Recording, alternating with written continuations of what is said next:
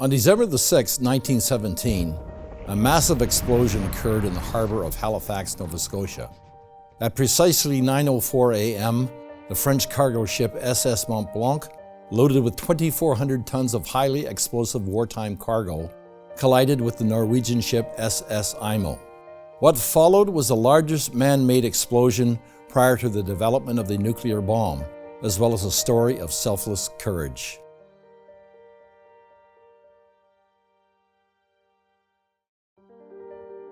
Within 20 minutes of the collision, the resulting fire ignited the explosives on the Mont Blanc, resulting in a disaster causing horrific damage, injury, and loss of life, and approximately 2,000 people were killed instantly due to collapsed structures, falling debris, and fires.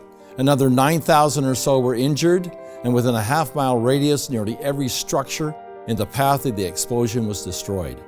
A tsunami wave resulting from the blast came ashore and wiped out a settlement of the Micmac, an indigenous tribe. And many people at the time mistakenly thought the explosion was the result of a German U-boat attack.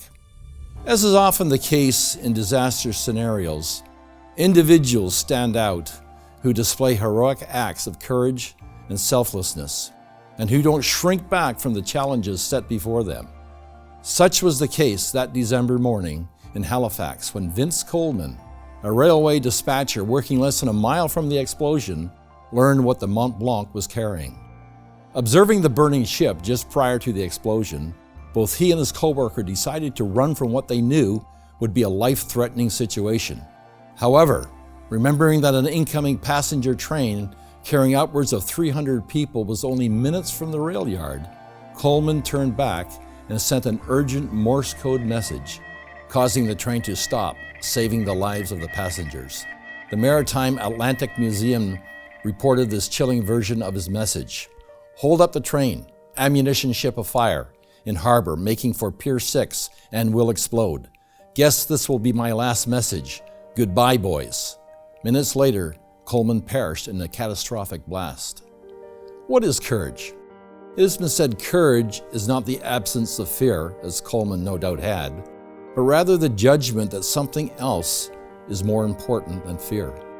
Now, the average individual will not likely end up in dramatic circumstances requiring such a courageous response as Mr. Coleman's.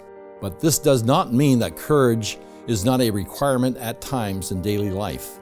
Charles Swindoll once stated, "Courage is not limited to the battlefield or the Indianapolis 500 or bravely catching a thief in your house. The real tests of courage are much quieter. They are the inner tests, like remaining faithful when nobody's looking, like enduring pain when the room is empty, like standing alone when you're misunderstood.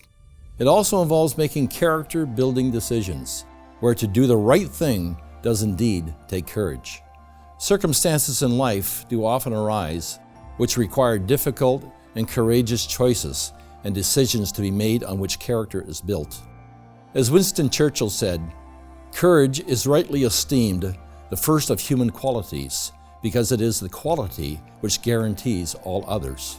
Oftentimes we cannot change the cards we are dealt, just how we play the hand. So how do you play the bad cards that maybe have been dealt to you? How do you find ways to be courageous in the face of great adversity and calamity? With some, life challenges lift them up instead of knocking them down. They become unshaken, courageous, and determined to do what is right and not always what is convenient. Sometimes, in fact, having courage requires hard labor. In the year 1648, poet Robert Herrick wrote, "If little labor, little are gains." In other words, no pain, no gain. The people who have learned to look at challenges as valuable teaching moments tend to be the wisest and strongest. They don't shrink from challenge, but rise to the occasion with courage. Coleman was killed in the massive explosion that fateful day, but the heroism, courage, and selflessness he displayed in the face of imminent danger may well have been responsible for the safety of many lives, as all incoming trains to Halifax came to a screeching halt. Coleman didn't live on to experience life and to view the positive results stemming from his sacrifice, but his example of courage is something that will live on and from which we can all learn. The next time you are faced with a particularly difficult and trying challenge which requires great courage, ask yourself, what can I do and what can I learn from the hand dealt to me? I'm Winston Goss for Tomorrow's World Viewpoint. Subscribe and click the notification bell to receive updates about new content. Visit tomorrowsworld.org for more articles, telecasts and booklets.